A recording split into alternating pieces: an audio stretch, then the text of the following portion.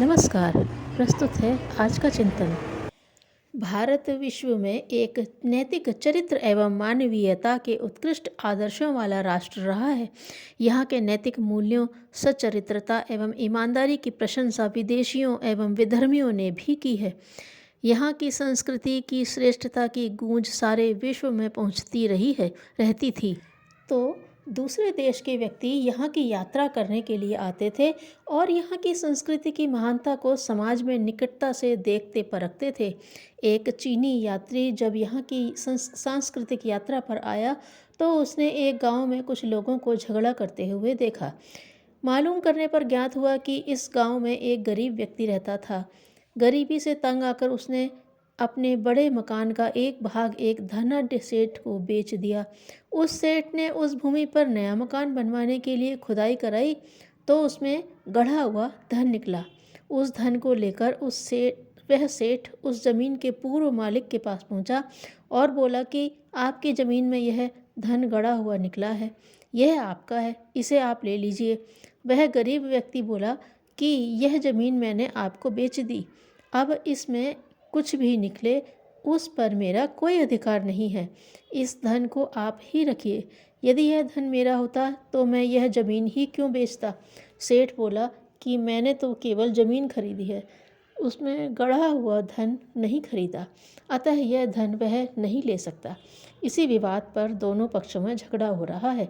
जब चीनी यात्री ने इसे सुना और समझा तो उसने दांतों तले उंगली दबा ली और उसने अपने संस्मरण में लिखा कि ऐसी नैतिकता अन्यत्र शायद ही दिखाई दे।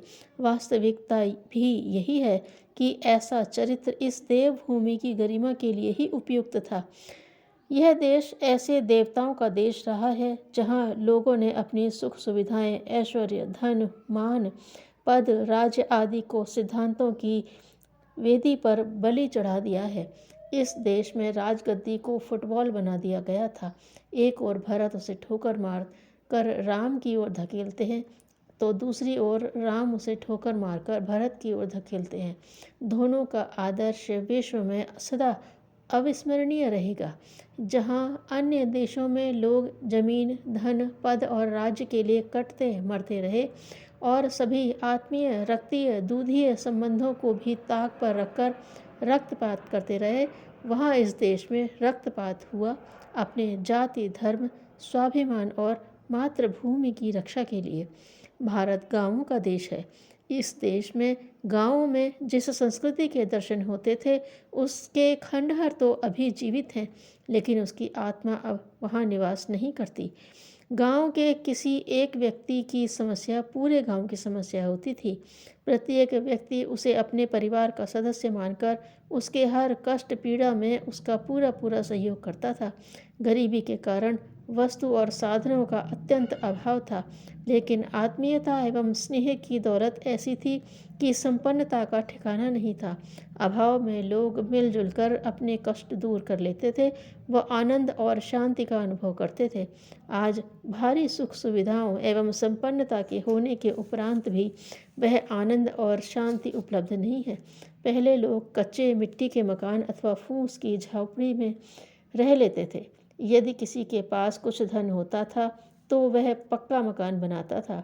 मकान परिवार के अपने रहने के लिए नहीं बल्कि सार्वजनिक उपयोग के लिए चौपाल के रूप में होता था। परिवार के लोग कच्चे कमरों में ही रहते थे। पक्का कमरा मोहल्ले के सभी लोगों के काम आता था। किसी के घर में यदि कोई मेहमान आ जाते थे तो कमरे का मालिक इस बात में अपना गर्व अनुभव करता था कि वह उस मेहमान को अपने कमरे में ठहराए।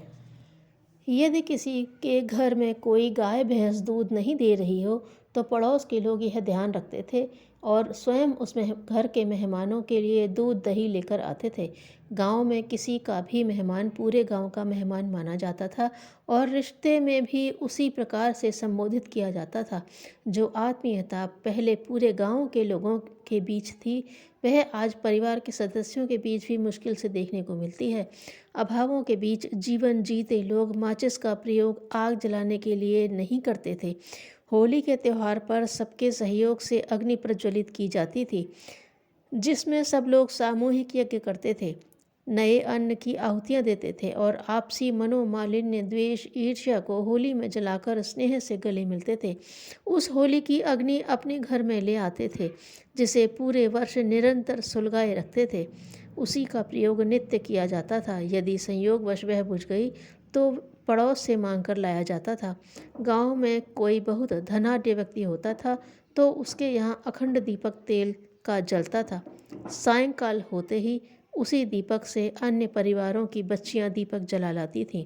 इस प्रकार दीप से दीप जलकर सबके अंतर्मन में स्नेह का आलोक फैलता था। कोई व्यक्ति किसी दूसरे गांव में किसी काम से जाता था तो यह पूछता था कि हमारे यहाँ गांव की कोई लड़की रहती है क्या? पूछता था कि यहाँ हमारे गांव की कोई लड़की रहती है क्या? किसी जाति, धर्म, संप्रदाय की बच्ची हो, उससे अपनी पुत्री के समान स्नेह के साथ मिलता था।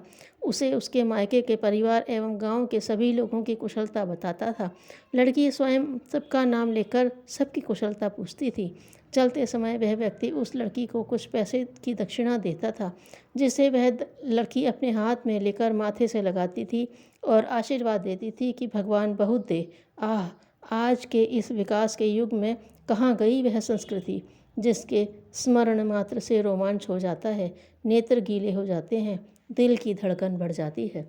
अभाव में जीवन जीते लोग जाड़ा, गर्मी सब कुछ बर्दाश्त करते थे। सर्दी में ऊनी कपड़े प्रायः नहीं होते थे। कोई व्यक्ति संपन्न होता था, वह गर्म ऊनी कोट बनवा लेता था। कोई व्यक्ति कहीं बाहर रिश्तेदारी में जाता था तो वह कोट मांग कर ले जाता था।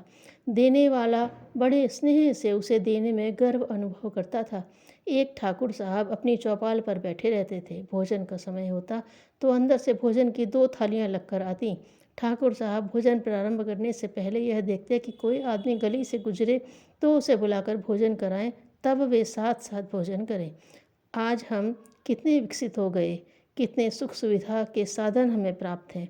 हम चंद्रमा पर तो पहुंच गए, अंतरिक्ष में रहने की योजना बनाने लगे, लेकिन पृथ्वी पर रहना भूल गए। इन सुख सुविधा के साधनों के साथ साथ यदि वह आत्मीयता, स्नेह, प्यार और अपनापन आ जाए तो इस दुनिया को स्वर्ग कहने में किसी को कोई आपत्ति नहीं होगी। आज आवश्यकता है ऐसे हनुमानों की जो हमारे प्राचीन संस्कृति की सीता की खोज करके ला सकें। आवश्यकता है नल नील जैसे इंजीनियरों की जो प्राचीन संस्कृति की आत्मीयता और आधुनिक युग की संपन्नता के बीच स्नेह का पुल बांधकर धरती को स्वर्ग बना सकें।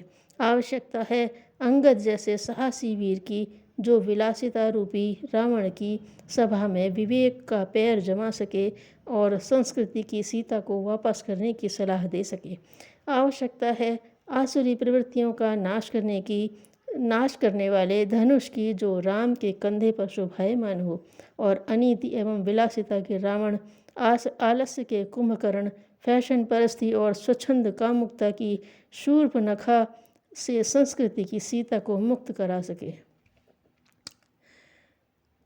विवेक उस साहस का नाम है जिसके आधार पर बहुप्रचलित मान्यताओं की उपेक्षा करके भी सच्चाई को ढूंढ निकालने की भावना उत्पन्न होती है।